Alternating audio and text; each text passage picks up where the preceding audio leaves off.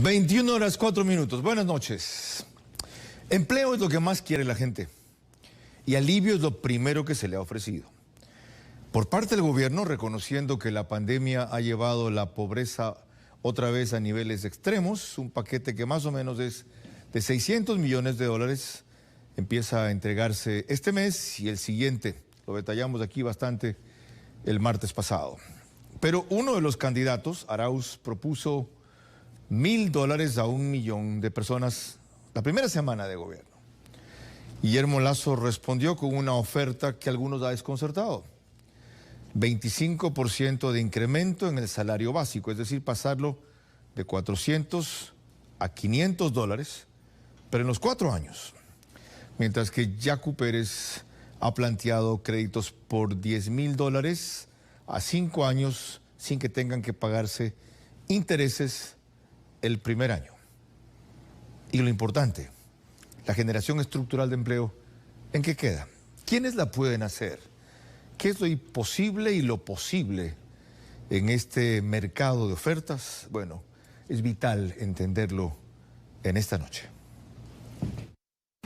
Este es Vera, a su manera. Un comunicador que desde 1975 ha sacudido la televisión con formatos y estilos polémicos, sin ocultar sus simpatías ni jactarse de objetividad, pues el periodismo de opinión siempre asume una posición. Bienvenidos a coincidir o discrepar con Vera, a su manera. Opinión con propósito. Democracia.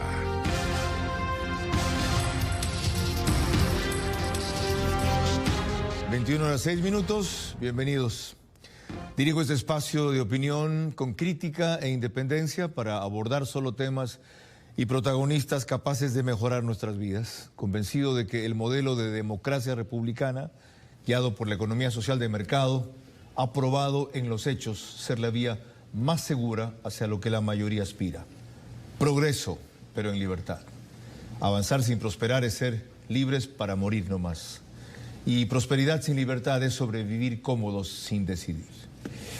Hoy es lunes 1 de febrero de 2021. Como les dije, estamos en vivo y me acompaña al inicio de semana Carla Larrea Falconi. Buenas noches con todos. Gracias por acompañarnos. Estamos en el programa ya número 16. Ya son 3 semanas al aire. Y el tema de hoy tiene relación con las medidas económicas inmediatas de alivio que ha optado el gobierno para las personas más pobres que han sido golpeadas por la pandemia. Y en esta misma línea, las propuestas a largo y corto plazo de 2 candidatos, los 2 candidatos más opcionados a la presidencia de la República. Es por eso que hemos llamado al tema de hoy alivio y empleo. Ese alivio en lo que se refiere al gobierno significa este mes un bono de $120 para 242,000 personas o 238,000. Esta cifra hasta ahora no logro ponerla en orden. El próximo 120 más para 238,000, o ahí sí son los 242,000. Desde la tercera semana de febrero, según dijo aquí el presidente del Consejo Directivo Líes, se cumplirá la entrega de $500 por una sola vez a 570,000 personas que eran afiliadas y quedaron desempleados y ganaban menos de $1,000. Van a reintegrar a 10,000 afiliados al Seguro Social Campesino 3 años. Y además hay 550,000 adicionales que se incorporarán al bono, con lo cual cerca de 1.600.000 personas en situación crítica tendrán este tipo de alivio. ¿A cuánto llegaría el incremento en el salario básico que propone Guillermo Lasso, en cambio? El año pasado ganaban, según los datos de afiliación al IES, el básico 497.564 personas. El año antepasado, el 2019. El pasado, el 2020, se redujo a 380.959, es decir, más o menos 117,000 personas dejaron de ganar el básico. En principio, ese incremento llegaría a estas 380,000 que seguramente en el transcurso de estos meses van a ser más. Después, algunos datos adicionales. Esto para empezar. Carla. Claro, también tendremos las reacciones del presidente de la República, Lenín Moreno, frente a una noticia que se dio este fin de semana que tendría relación con el financiamiento de la campaña del candidato Arauz y el ELN. También nuestro reportaje de contexto sobre las medidas de alivio adoptadas por el gobierno nacional y también las propuestas de los dos candidatos que están más cercanos a la presidencia, que son Guillermo Lasso y Andrés Arauz. Un contrapunto por Zoom entre el economista Pablo Lucio Paredes, quien es director del Centro de Investigaciones de la Universidad San Francisco de Quito, y Fernando Ibarra, quien es presidente del Parlamento Laboral. Y esta noche nos acompaña aquí, tenemos el gusto de recibir al economista Walter Spurrier.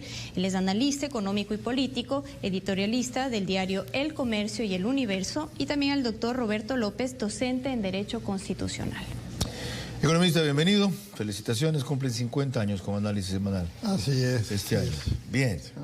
Bueno, desde esa perspectiva y experiencia, ¿cómo se sitúa la campaña en este momento, especialmente en lo relativo a estos dos tipos de ofertas, las de alivio urgente y las de oferta de empleo estructural?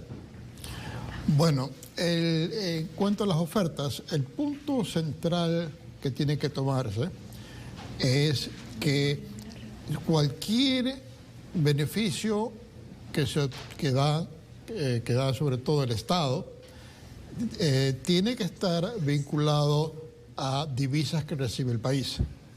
O sea, cuando viene el presidente de la República y hace estas ofertas, eso consta dentro del acuerdo con el Fondo Monetario, que parte del fondo, el dinero que aporta el fondo en el acuerdo, es para que el gobierno pueda aliviar el impacto de la crisis en el grueso de la población.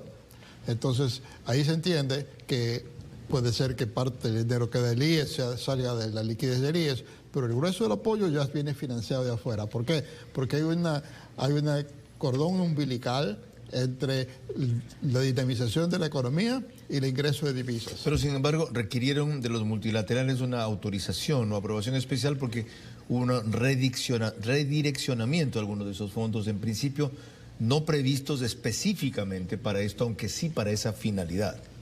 Bueno, sí, pero eso ya viene a ser como un detalle. El hecho es de que la comunidad internacional está satisfecha con esas acciones que toma el gobierno. Ese alivio tiene financiamiento. Claro, ese alivio tiene financiamiento. Y es de endeudamiento ya comprometido. Ya es comprometido. No es nueva deuda. Ya no, no sé exactamente que si el presidente está trayendo más dinero con la última visita que fue al exterior, pero el dinero que venía del fondo y de organismos multilaterales que dieron fondos,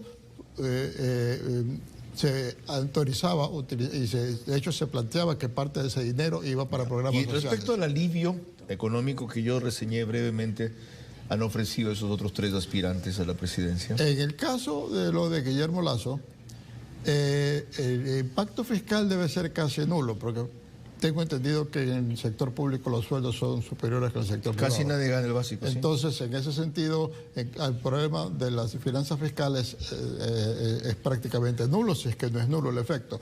El efecto, sin embargo, va a golpear a los sectores de exportación, porque en estos momentos el Ecuador tiene ya un salario que es el doble, salario mínimo, que es el doble que el que es vigente en Brasil, en Perú, en Colombia. Entonces, va a ser más difícil competir con esos países en exportación al mercado interno. Enseguida veremos esa y otras aristas de esa propuesta y las del resto. Roberto López, es docente de Derecho Constitucional, como dijo Carla, articulista de Expreso para mí, a quien leo todos los lunes. Híjole, ha sido tantas cosas. Director de Asesoría Jurídica del Congreso Nacional en el 98-2000, esa no me la sabía. Sí. Doctor, bienvenido. En la parte jurídica, estas ofertas económicas, tanto las de alivio, como les denomino, como algunas de empleo, ¿tienen alguna cortapisa legal? ¿Tienen alguna objeción constitucional? Bueno, no constitucional explícitamente, pero sí implícitamente, porque la ley electoral prohíbe las dádivas, los regalos a los electores. Es decir, la campaña no puede ser un baratillo de ofertas. Esto no lo vemos en ninguna parte del mundo. Y aquí es más o menos quién da más, lo cual nos conduce por un camino que es terriblemente errado desde el punto de vista democrático, porque se está dando la campaña más sucia de la historia del Ecuador, en la cual una candidatura está ofreciendo dinero a cambio del voto. Y eso de ahí está prohibido específicamente por el artículo 204 de la ley electoral. Es decir, estamos viendo una distorsión de la voluntad popular, que además está garantizada en los términos de la Convención Americana, que está incorporada en nuestro ordenamiento jurídico, como el derecho a unas elecciones auténticas que reflejen la expresión de la voluntad de los electores.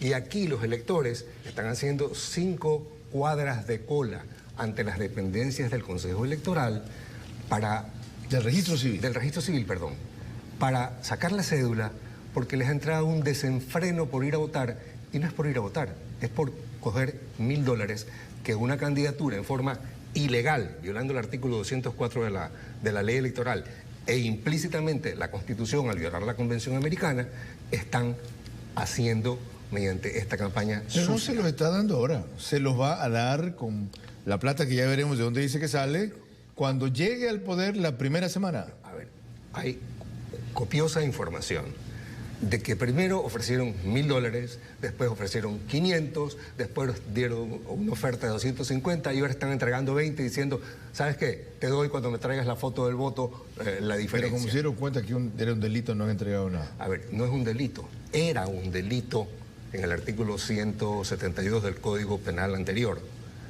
pero ese Código Penal tiene unas cosas pavorosas. Se suprimieron todas las infracciones concernientes al sufragio.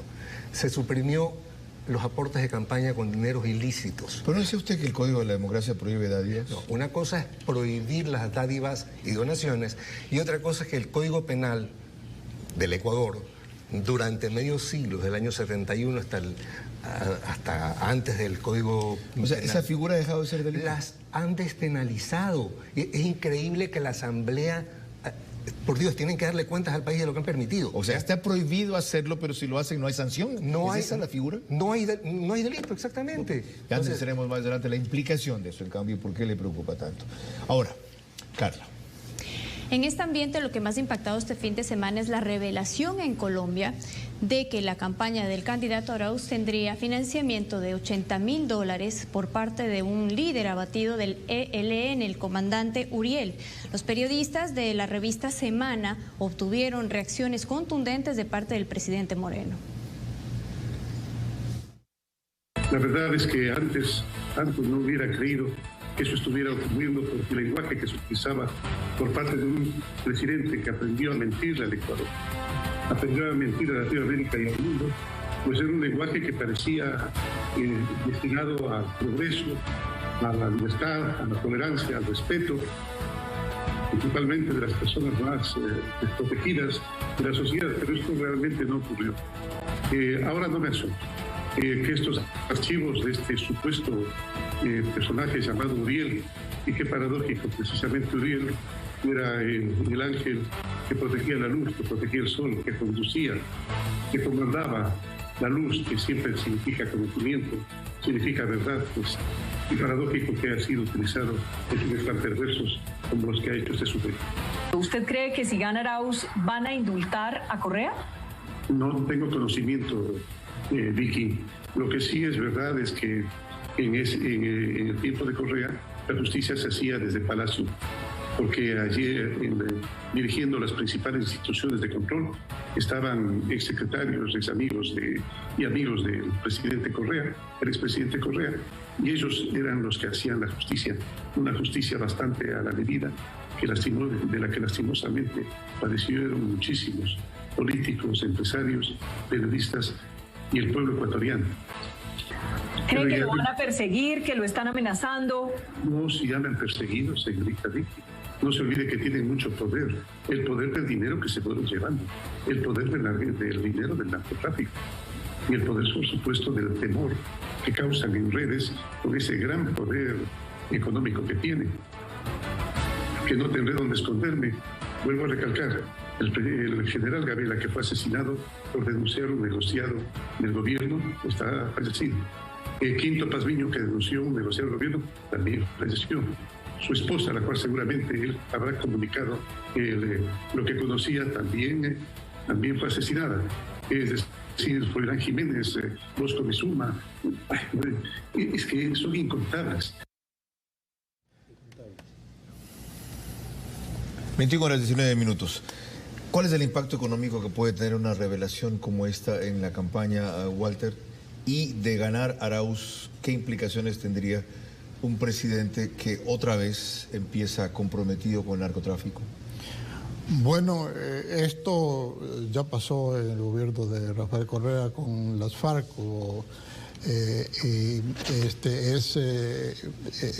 digamos, un desprestigio del gobierno. Padrino ha habido, pero del candidato no. Bueno, sí, debería haber una aclaración. Él puede decir que el EN está desmintiendo y que él desmiente también. Que a mí el impacto más que económico es que esto se pueda decir y que el electorado no entre en rechazo a una candidatura que haya sido auspiciada por el narcotráfico, porque eso pues implica un compromiso, de ser cierto, un compromiso del próximo gobierno de ser ese candidato gobernante, a una cierta tolerancia a las actuaciones de ese grupo delictivo. Doctor López, ¿por qué a un sector del electorado parece no importarle, darle igual? O sea, unos creen que es cuento, porque Arauz está bien en las encuestas, y otro, sí, el narcotráfico está en todas partes, está inclusive en México y en Estados Unidos.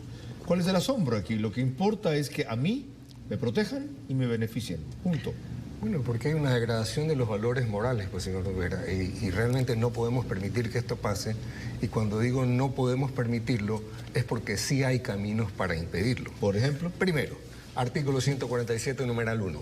El presidente de la República está obligado a cumplir y hacer cumplir la Constitución y la ley. Es decir, quien puede hacer cumplir el artículo 204 de la ley electoral es el presidente de la República. ¿Qué dice qué, ese artículo? El artículo 204 es el que le acabo de decir, que prohíbe las donaciones y los regalos a los votantes.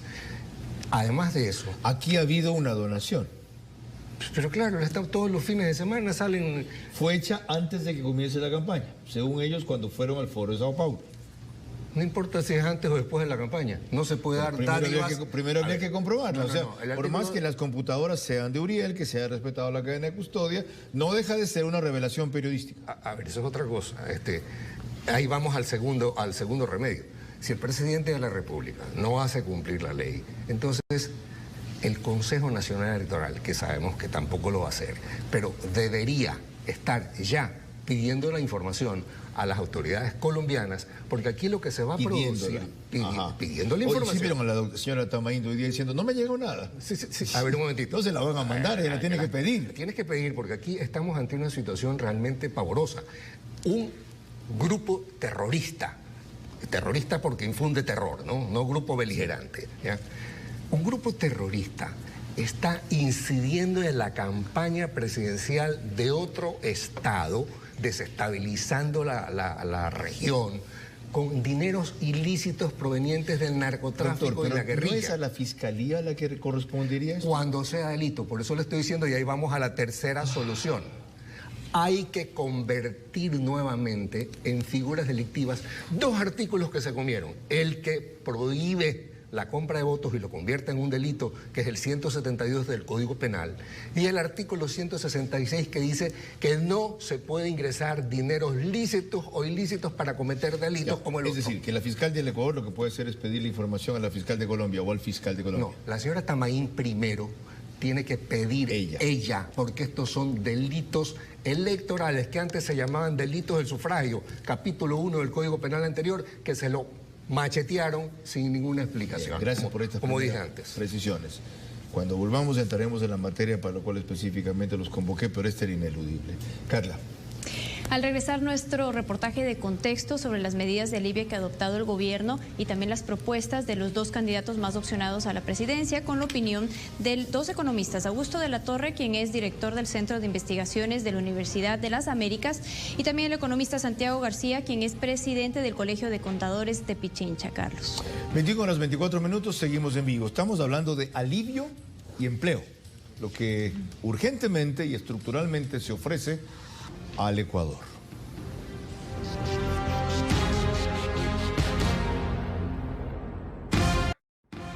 Seguimos con Vera a su manera.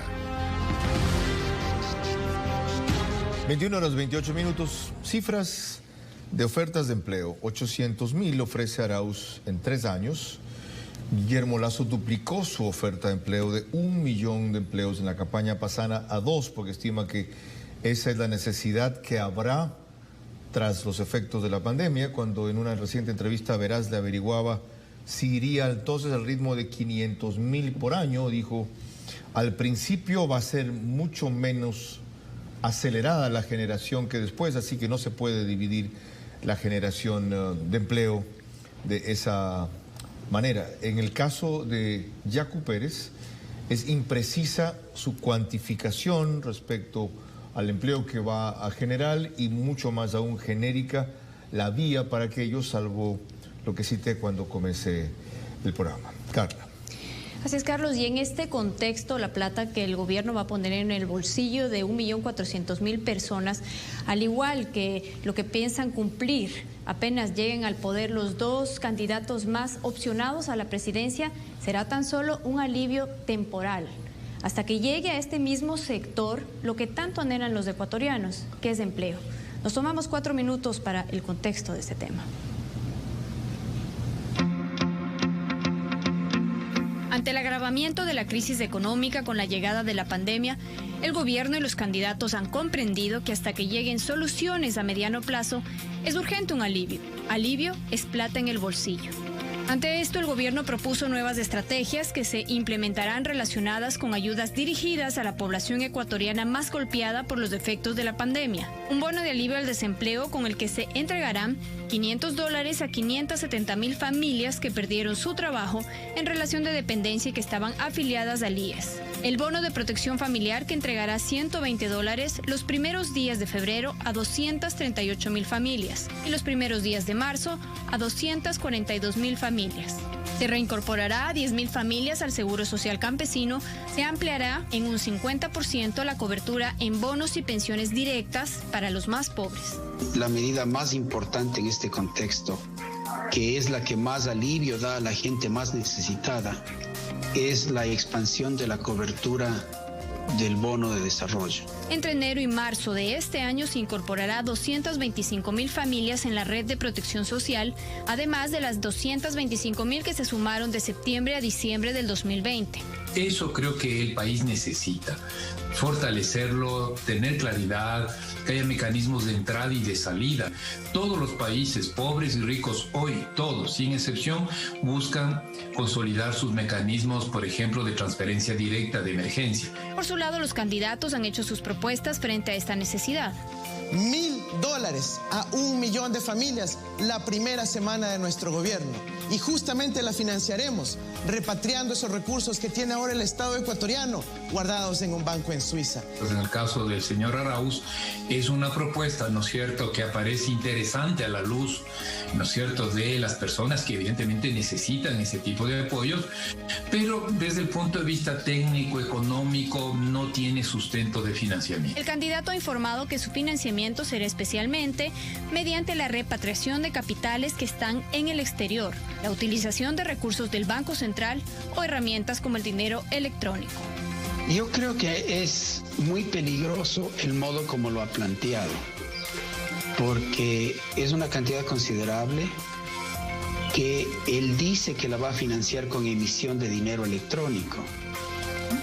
Pero la emisión de dinero electrónico que no tiene respaldo de dólares puede debilitarle a la dolarización y puede incluso llevar a un colapso de la dolarización. Después, se le ocurrió que quienes administraban el Banco del Barrio deberían ser empleados porque son tercerizados. Guillermo Lasso entró en el juego y sacó su propuesta de $100 de aumento paulatino al salario mínimo vital que llegaría a los $500. Que él está anticipando que va a haber un aumento importante de la productividad del trabajo bajo un ambiente económico más favorable para la inversión.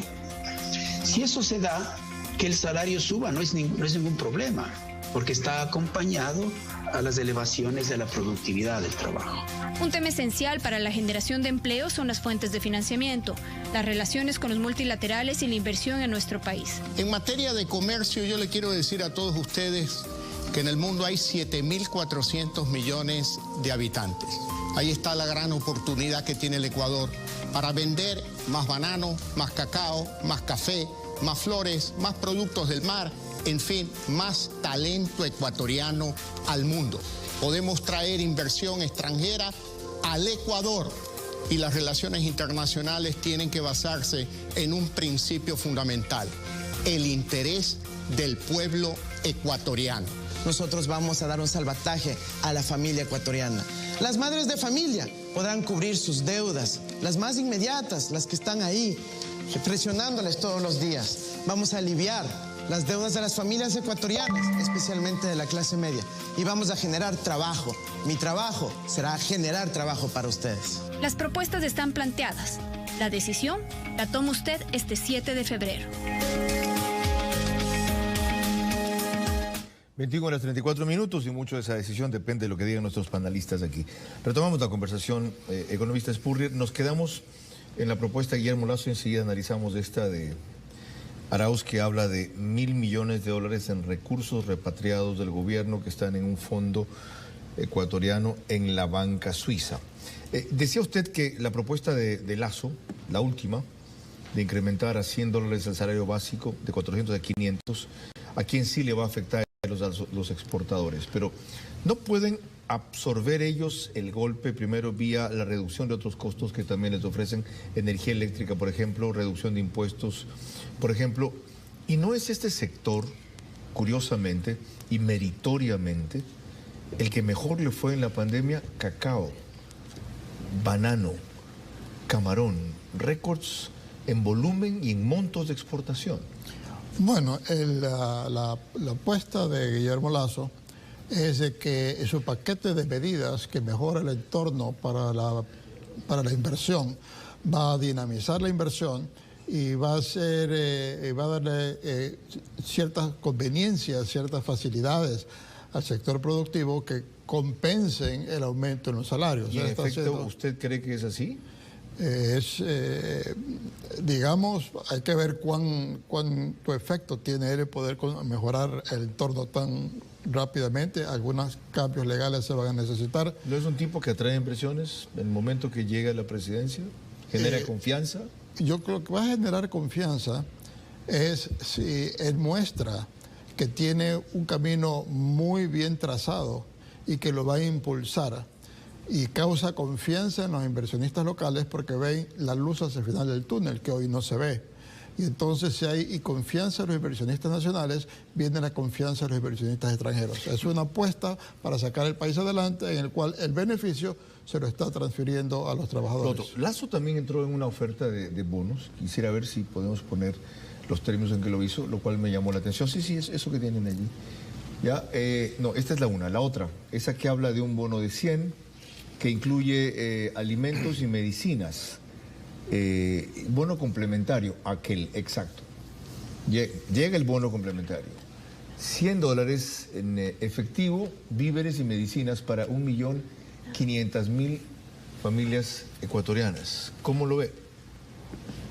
Bueno, no es un monto tan fuerte, probablemente buscará algún nivel de financiamiento externo para eso, porque por el lado fiscal no hay ese dinero. Probablemente le está planteando que con un gobierno que busca enderezar la economía para insertarla mejor en el entorno internacional, él va a poder conseguir más apoyo financiero de los organismos multilaterales. Pero ya vio que Arauz ofrece más. La primera semana dijo $1.000 a 1 millón de familias y dijo que esto vendrían de recursos repatriados del gobierno en un banco ecuatoriano, en un banco de Suiza. Bueno, eso de ahí realmente lo que él está diciendo es: voy a coger dinero de la gente que tiene sus depósitos en los bancos para repartirlo a otros, porque el Estado no tiene dinero en los bancos de Suiza.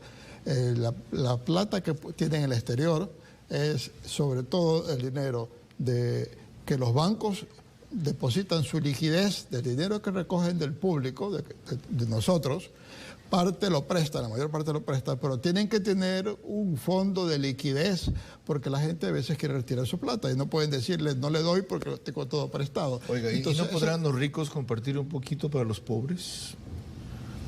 Podrían, tendría que ser algún tipo de impuesto al no he hablado de impuestos, él se los trae. Simplemente. Después vio lo que dijo el Banco Central. Pero el dinero que está allí es de todos los depositantes. O sea, también es de la gente que tiene una cuenta de ahorros con muy poco dinero. Es sencillamente que los bancos van a decir, de la plata que me han dado todos ustedes, parte el gobierno se lo ha gastado. Y ya no está. Entonces sí, es que después cambió la oferta, ya no era de un banco suizo. Era de los 7.000 o 5.000 millones que están en el Banco Central. No, pero es que es lo mismo, porque él está diciendo, esa liquidez, en lugar de estar en billetes metido en una bóveda, está puesto sobre todo en bonos del gobierno americano, que son papeles que se pueden liquidar con un clic en la computadora. Entonces, que generan algo de interés.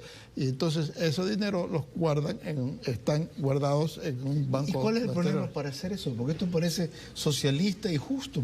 Señores, alguna vez pártanse por los pobres, que son los que han hecho trabajar su plata. Pero la verdad de la plata que está, porque esta es la plata que está en los bancos locales, es de gente que tiene cuenta de ahorros, depósitos a plazo o que puede tener en su cuenta corriente. Es dinero de todos los ecuatorianos. Se están robando la plata que no es de ellos, eso es todo. Se están tomando la plata que no le pertenece. Ahora, tuvo antes otro mecanismo, al principio. 35.000 millones de dólares que tienen los ecuatorianos en el extranjero los va a hacer regresar con una serie de incentivos. Pero el principal incentivo que tendría que haber es de que hay que haber respeto a las normas legales y que va a haber un sistema que va a tornar atractiva la inversión. Yo no veo qué incentivo va a haber bajo el contexto que él mismo ha anunciado que va a subir el impuesto a la salida de divisas del 5% al 27%. En otras palabras, todos los dólares que están dentro del país los va a devaluar en 22%. Entonces, se torna muy difícil. ¿Usted le llamó a la oferta del correísmo con esteroides? Claro, lo llamé correísmo con esteroides porque Rafael Correa conocía estas tesis, les daba la vuelta y no las puso en vigencia, dándose cuenta de los efectos que tendría. Y Arauz entusiastamente piensa ponerlas en vigencia, lo que no hizo Rafael Correa. Entonces es con esteroides, porque toma las ideas de Rafael Correa, que con prudencia Rafael Correa las llevó hasta cierto punto y él promete llevarlas al máximo. O sea, si Rafael Correa pone 5% impuesto a las series de divisas, él pone 27%, y así sucesivamente. ¿Y eso es brutalidad o deliberado?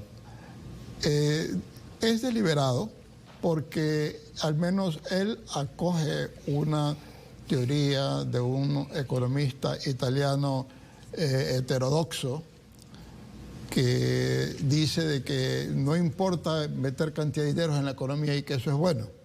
Cuestión que no está bien visto por el 95% de los economistas. Y más que por no estar bien visto, ¿qué resultados produce? Eso traería en nuestra economía dolarizada, en que tenemos una moneda prestada, eso traería el colapso del sistema económico. Usted habló de la parte legal y aquí está el abogado. Una de las aristas que mencionó Walter Spurrier es que de implementarse algunas de las medidas que propone el candidato Arauz, se acabaría la seguridad jurídica. ¿De qué sirve la seguridad jurídica en este país si no nos ha servido para salir de la crisis? La pandemia la remató, pero estamos bajo este esquema 14 años y cada vez peor. A ver, la inversión extranjera en el Ecuador no llega a 1.000 millones. En Colombia andaba por 8.500 y en Perú creo que la cifra era similar. ¿Qué revela eso? No hay nada más cobarde que el capital. El dinero va donde hay seguridad jurídica. Y toda esta línea sinuosa que presenta este señor, de que primero saco de aquí de Suiza, después cojo 35.000 millones de acá. Ah, como no se puede, entonces voy a hacer moneda electrónica. Ah, como no se puede, voy por... Eso revela que está mintiendo, que está comprando los votos. La gente no va a votar para escoger un presidente, va a votar para recibir $1.000. Y eso destruye la democracia. ¿Toda la gente? La que está haciendo las colas, señor Correa, señor Vera. Lo he visto tanto. No te Correa. Pero funciona, pues. O sea, electoralmente está en una posición estelar ahorita. A ver, entonces el fin justifica los medios. Matemos a todo el mundo para que unos pocos... Primero ganemos, que es lo importante, y después vemos cómo cumplimos lo posible, que es lo real. Esa es la real política, así funcionan las campañas. No, eso no es así. ¿Y no está Lazo cayendo en lo mismo? Un poco de populismo, acabo de mostrarlo, el bono. Yo no tengo algunos la empresarios sorprendidos, Bruno Leone, en un chat donde estamos algunas personas, molesto, diciendo que él entiende que en campaña hay que ofrecer más, pero que esto es una exageración, que va contra un principio empresarial. Mire, si algo hay probado en este país es la trayectoria que tiene Guillermo Lazo como administrador, igual que la Jaime Nebot. Yo diría que son los dos mejores administradores del país. Entonces, si han propuesto un mecanismo como ese, ¿ya? Quiere decir que tienen analizado el tema y que han conseguido una forma inteligente de hacerlo. Pues no creo que estén mintiéndonos como si está haciendo la otra candidatura. ¿Cómo le pueden hacer eso, entender a los que están engañados? ¿Quién sabe qué, abogado López? El uno me ofrece 120 el primer mes, el otro me ofrece 1000 la primera semana. ¿Qué quiere que haga? Es mejor pájaro en mano que ciento volando. Usted es el experto en estrategia y en comunicación. Usted es el que debe de saber cómo decirle a la gente: te están engañando, hijito, no les creas. Bueno. Porque esto no se puede hacer. Mire, una pequeña precisión, y Walter me corrige si estoy equivocado. El déficit para el año 2021 es 7.651 millones, es decir, que primero el dólar adicional que entra se va para allá, a cubrir ese déficit, ¿ya? Entonces, al Estado no hay como meterle la mano. Y pídale a los suizos el dinero de las cuentas para ver la respuesta que le dan. Más el promedio de deuda que tenemos que pagar por año, que está entre los 8.000 y 10.000 millones de dólares. Por eso también lo precisará usted más adelante. Tenemos que hacer aquí una siguiente pausa, pero no sin antes ver y escuchar a Carla. Al volver tendremos un contrapunto por Zoom con el economista Pablo Lucio Paredes, quien es director del Centro de Investigaciones de la Universidad San Francisco de Quito, y también Fernando Ibarra, quien es el presidente del Parlamento Laboral. Hay que estar claros. Este 7 de febrero elegimos más que un presidente, un destino. Si nos asusta las incomodidades de un día, lo lamentaremos toda la vida. Estamos en vivo y son las 21:45.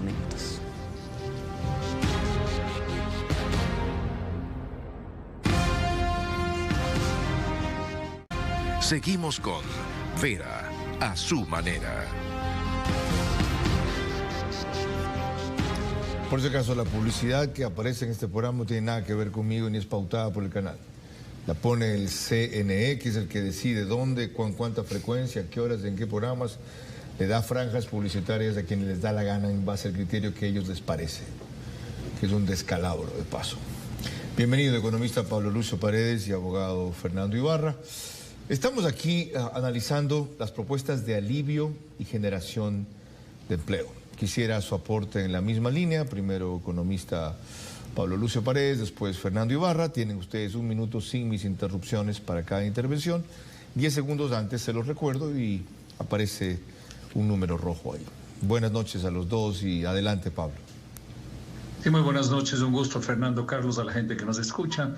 Mira, antes de hablar de las propuestas de los candidatos, yo creo que tenemos que situar el panorama de qué es lo que se debe hacer en el Ecuador. Yo creo que hay dos cosas fundamentales. La primera, alrededor de la pandemia, tenemos que tener un presupuesto especial y claro que permita ayudar a las familias, ayudar a las empresas, ayudar en el tema de salud, es decir, vacunas, máscaras, tests para seguir enfrentando el tema de la pandemia. Y la segunda cosa que tenemos que hacer es reformas fundamentales en la economía ecuatoriana para que podamos crecer en lugar del 3,5 o 4 que ha sido lo tradicional en el Ecuador, que podamos crecer 5 o 5,5%, porque el crecimiento es la base para poder generar empleo. Entonces tenemos que jugar en esos dos planos, pandemia y crecimiento de la economía hacia el mediano plazo. Bien, establecida la primera premisa. La suya, Fernando, adelante.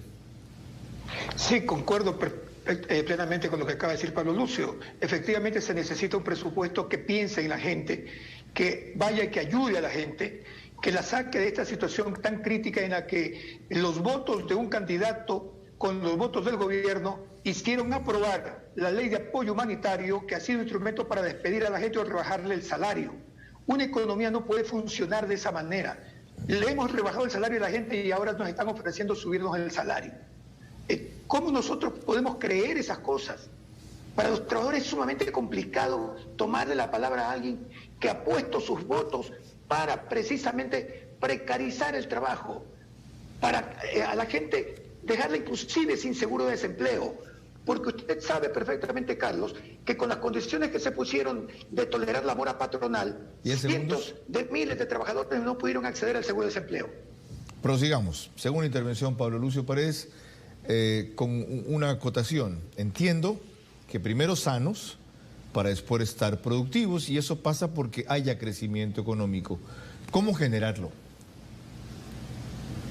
Mira, yo creo que hay que hacer las dos cosas a la vez, el tema de la pandemia y el tema de crecimiento económico. No es que hay que hacerlo uno para luego hacer lo otro, hay que caminar en la dirección. Y como se acaba de señalar, y lo dijo Fernando, hay una serie de cosas en las que hay que apoyar a las familias y a las empresas, ¿no? Hay que apoyarles, por ejemplo, en el tema de un seguro de desempleo. Hay que apoyarles en el tema de mantener su afiliación a la seguridad social. Hay que ayudar a las empresas a que puedan mantener el empleo y puedan salir adelante. Todo eso requiere un paquete de mucho dinero y para eso hay que hacer una optimización de los gastos del Estado para reducir gastos inútiles del Estado y que se transfieran hacia los temas que estamos comentando de la pandemia. En el otro caso del mediano plazo, yo digo, hay 4 reformas fundamentales que necesita el Ecuador. 10 segundos. Reforma del Estado, reforma de la seguridad social, reforma del mercado laboral y apertura externa de la economía. Esos son los factores en el segundo aspecto, que es crecimiento.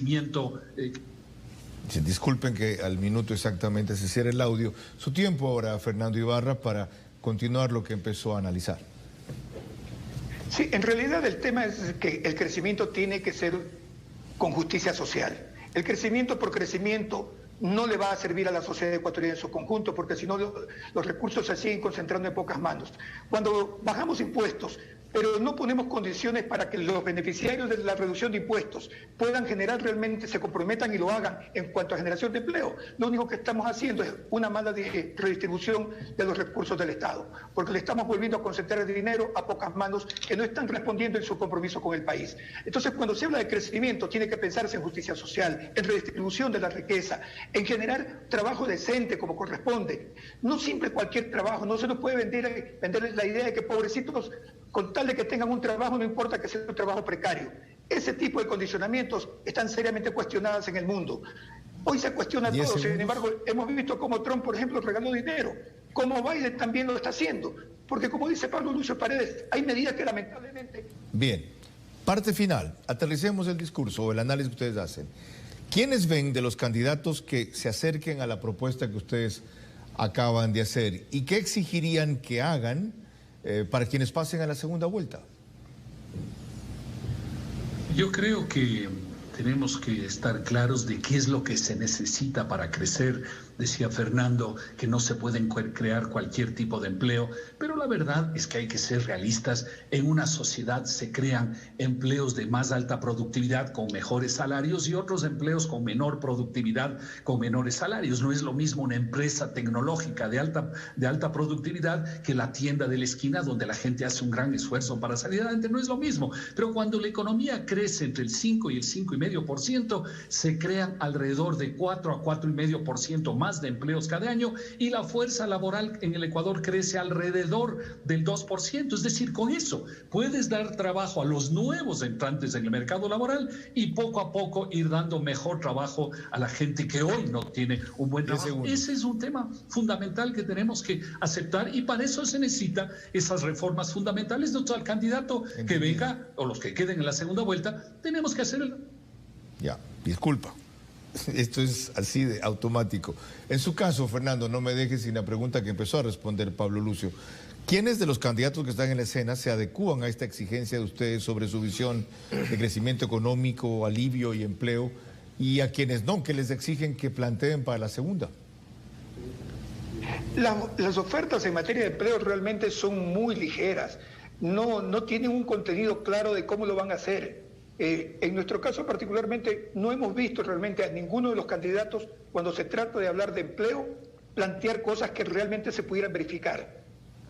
En esas circunstancias, lo que nosotros los trabajadores vamos a demandar a cualquiera de los candidatos que pasen a la segunda vuelta es que simple y llanamente transparenten sus planes de generación de empleo para saber si realmente conocen de la realidad del mundo del trabajo y de qué manera piensan aplicarlos, de tal forma que no nos vengan otra vez con ofertas baratas que al final de cuentas lo único que hacen es volver a quitarle la esperanza a la gente, volver a que los trabajadores ecuatorianos sintamos que realmente no estamos siendo considerados en la agenda seria de quienes aspiran al sueldo presidencial. Muchas en esa gracias. línea vamos a exigir que se transparente la información sobre esos planes. Muchas gracias a los dos por su análisis. Carla. Al regresar realizaremos la profundización de este tema con nuestros invitados en la última parte de la entrevista de Carlos, donde yo también realizaré un par de preguntas. Pero insisto, este 7 de febrero tenemos la oportunidad más que de elegir un presidente, un destino. Si nos molesta, si nos asusta la incomodidad de un día, lo vamos a lamentar toda la vida. Estamos en vivo y son las 21:57. Regresamos.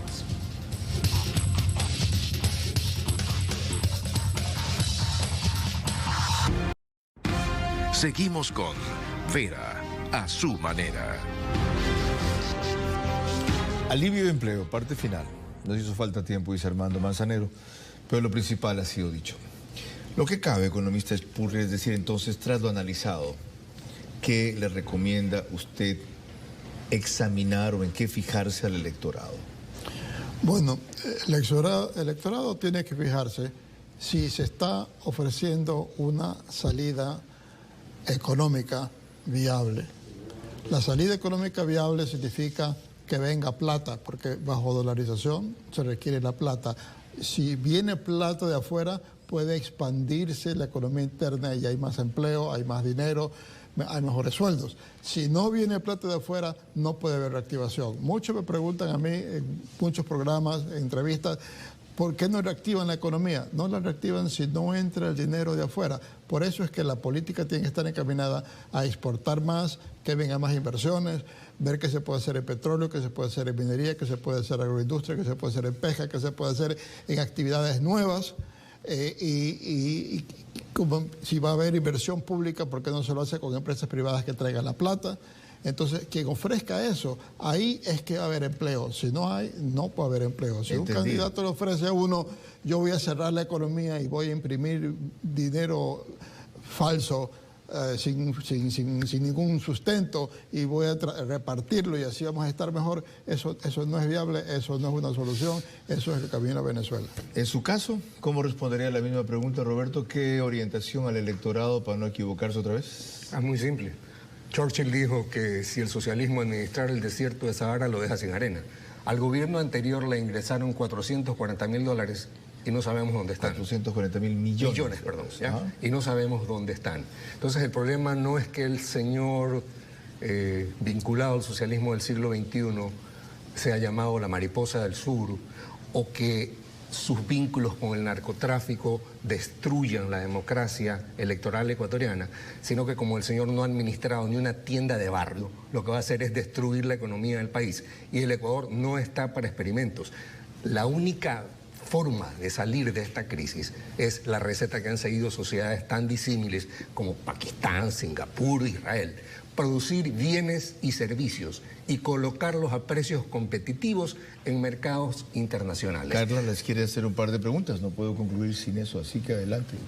Doctor Spurrier, bueno, muy poco se ha hablado más bien dicho, mucho sobre la ayuda a los jóvenes en cuanto a la generación de empleo y muy poco sobre aquellos que tienen más de 40 años. ¿Qué va a pasar con esa gente? ¿Qué medidas se debe tomar? Porque hay que recordar que también son padres de familia y son los que mueven la economía. Bueno, algo se acaba de hacer con una expedición de una ley para facilitar el que comiencen emprendimientos. Tiene que haber, para quienes no puedan conseguir empleo en estas circunstancias, tiene que haber estímulo, sea crédito, sea facilidades crediticias, sea reducción de trámites, con miras para que puedan iniciar algún tipo de emprendimiento, algún tipo de trabajo, que puedan hacer algo por cuenta propia si es que no pueden conseguir un empleo. Eso es parte de la solución. En toda sociedad, el grueso de los empleados son autoempleados o trabajan en negocios pequeños, pero la estructura de la economía, lo que sustenta la economía son grandes empresas que pagan sueldos más grandes, profesionales, empleos en fábricas importantes, pero el grueso de la economía es en estas empresas pequeñas y ahí estamos débiles, eso hay que fomentar. Para el doctor López. Doctor, sí, yo tengo una pregunta. ¿Cómo usted es parte y apoya una asamblea constituyente que nos llevó a todo este embrollo y que ahora se la pretende usar nuevamente para reafirmar lo hecho en el 2008? No, yo no apoyo la asamblea constituyente, todo lo contrario.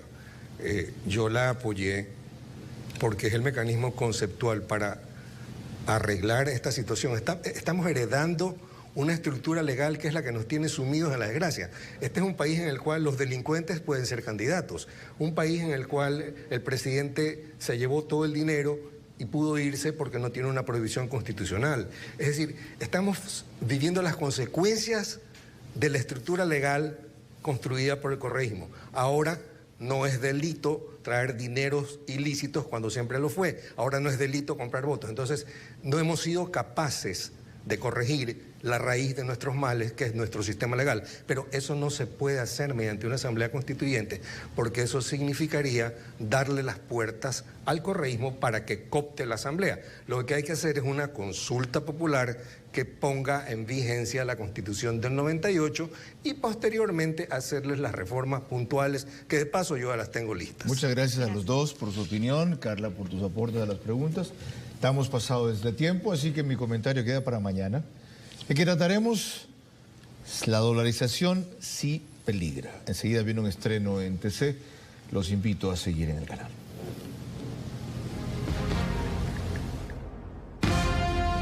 Esto fue Vera a su manera.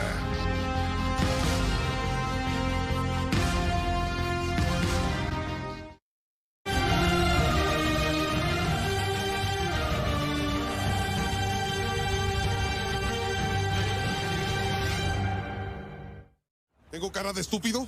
¿Por qué me haces repetirlo una y otra vez? Tu madre estuvo a punto de morir anoche y te quedaste mirando con la misma cara de idiota. ¿Qué clase de hijo eres? Senk, di algo. Dime algo razonable. Que estabas en shock, que te embriagaste, no sé, di algo, por favor. Senk, ¿cuál es tu